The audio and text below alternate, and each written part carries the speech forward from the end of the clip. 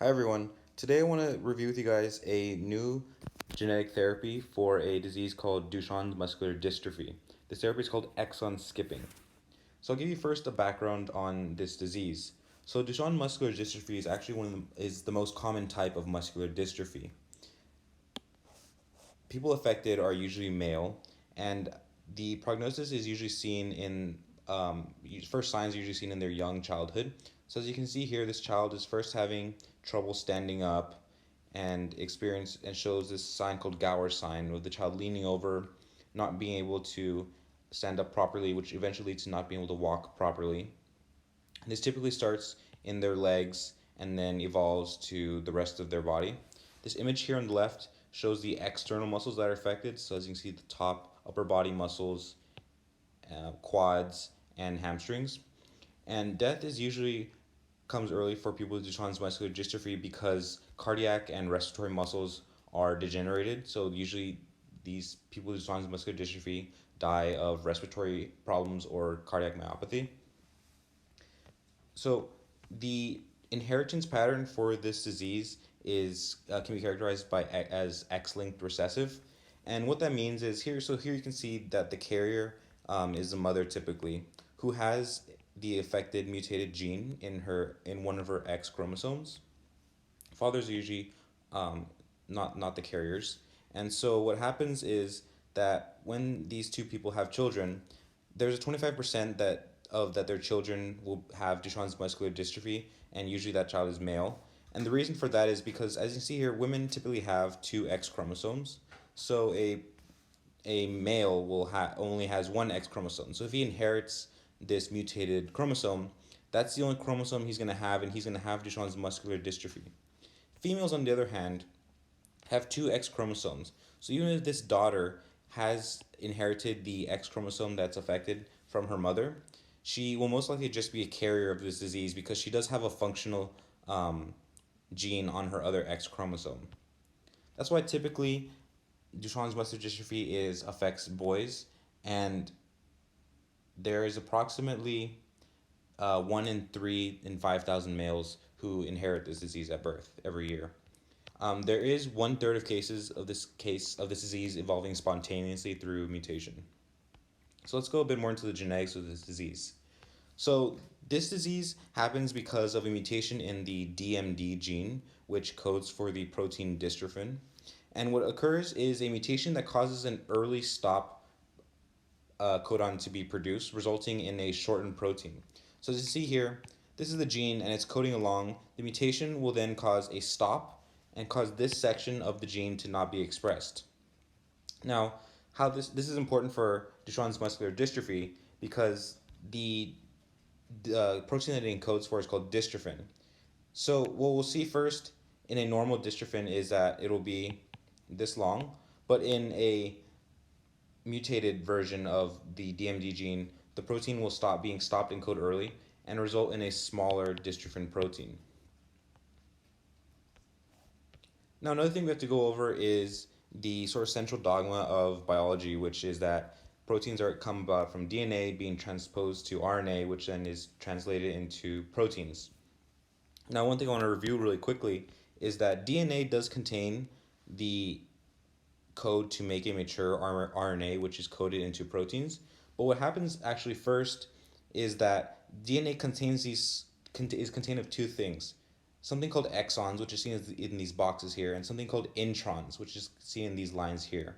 Now these introns, they're not important. They have to be cut out because it's not important for the final code of the protein. So when a DNA is first transcribed into mRNA, the mRNA has both exons and introns.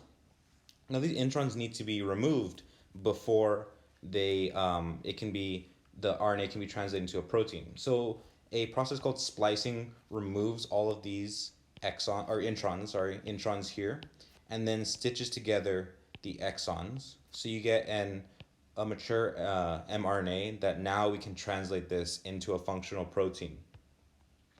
Now this is important for Duchenne's muscular dystrophy because, as I said earlier, this disease evolves from a mutated gene, and specifically a mutated exon that let's just say it's exon 51, that causes that early stop codon to be produced and then a smaller dystrophin protein.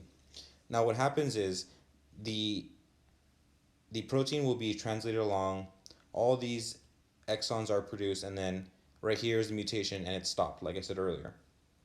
The goal of exon skipping therapy is to somehow bypass this faulty exon and go to the next healthy exons. So now a dystrophin protein that is normally this long, in Duchenne's muscular dystrophy we get a shortened dystrophin.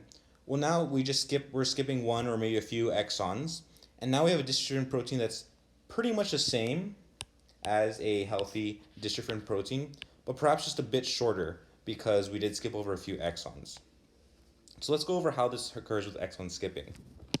So here we have again, so these colored regions are the exons that we're interested in, and the white regions are the introns that we are trying to kick out.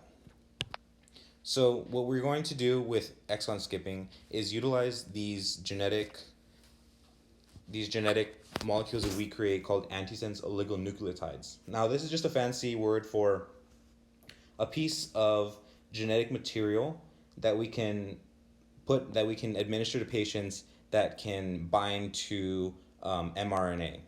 And like I said earlier, usually what happens is we go from DNA to pre-mRNA to mRNA to a functional protein. Now in Duchenne's, we have this mutation here. How are we going to bypass this? Well, with antisense oligonucleotides, what we can do is put in this little piece of genetic material that is complementary to this mutated exon. So now we have this kind of chunk of genetic material right here. And that machinery that was cutting out those introns earlier now sees this chunk of genetic material here and thinks to itself, well, this is probably an intron. This is junk. This is kind of weird. This isn't like a nice, clean exon. And so what's going to happen through some chemical processes is that these splicing mechanisms are going to splice out this mutated exon because it has this antisense oligonucleotide attached to it. And what happens next is that now the protein is now this pre-mRNA is going to go from having blue to orange, green, yellow exons to go from blue to orange, skipping over green to yellow to make a healthy mRNA that can go to a functional protein. Now, like I said before, this protein is a little smaller than the normal dystrophin, but it's functional enough that there has been promising results in patients who've gotten this exon skipping therapy with Duchenne's. Now, these are the 4 drugs that are approved for Duchenne's muscular dystrophy right now by the US FDA. There's lots of other drugs in clinical trials right now, but these drugs have shown promising results, and there's still lots of research being done into exon skipping and antisense oligonucleotides as a whole. Now, there is some caveats to this therapy. For one thing, antisense oligonucleotides are a little bit hard to administer to patients because this genetic material is a little bit wishy-washy sometimes in trying getting into cells. So there are methods being developed into how to deliver this into cells effectively, like using little lipid molecules and putting these genetic material inside and then administering those to hopefully they get into cells, or using other new bioengineering processes of delivery.